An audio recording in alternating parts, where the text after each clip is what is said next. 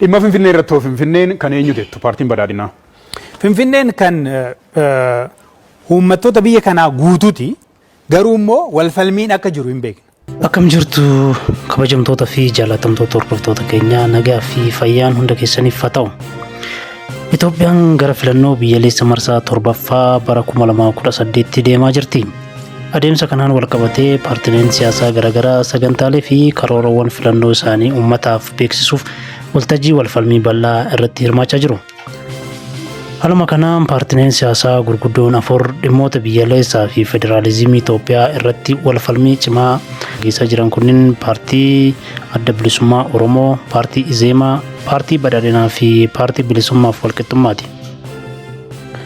Paartileen kunneen dhimmoota siyaasaa, federaalizimii, diinagdee fi hawaasummaa biyyattii irratti yaada qaban akkasumas filannoo dhufuuf qophii isaan taasisan bal'inaan waltajjii kanarratti kan wal jijjiiran ta'a. Egaan haaluma walfalmii isaanii gaggeessaa jiraniin gaazexeessaan dhimmoota siyaasa, diinagdee fi federaalizimii irratti paartilee siyaasaa kanneen tokkoon isaanii gaafataa ture.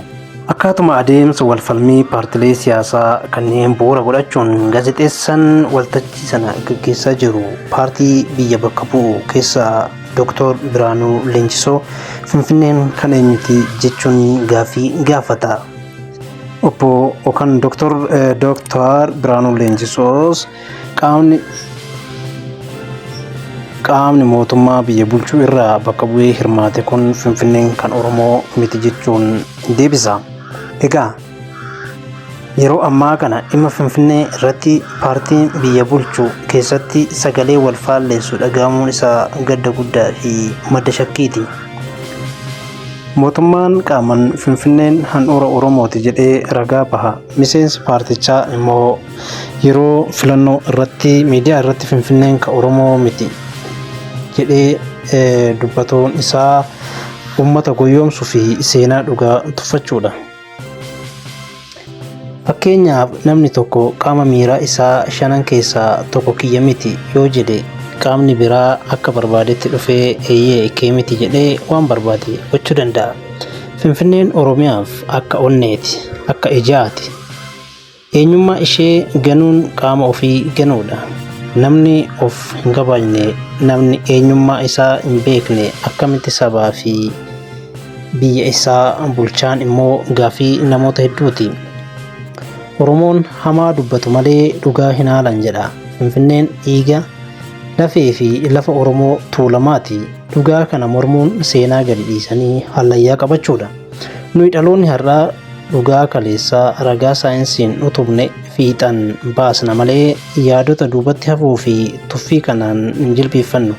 Finfinneen eenyummaa keenya, Oromiyaan ammoo deebii keenya kan jedhu xumura qophii keenyati. Horaa deebana.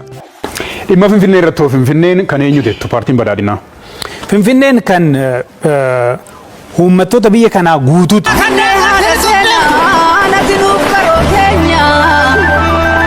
Lafa aadaa fi seenaa galma keenya ganama. Gaaddisa tumaa seeraa feera caffee tuulama. Hiigumaan si tiksinaa nutis kaane tokkummaa. Kanaaf gurbaa barataa mooyyeedhaa herreegame. Booree baafata ilmi guddifachaan as galee maaf nutti ta'a silmi. Gudeedhaan hin dhalanne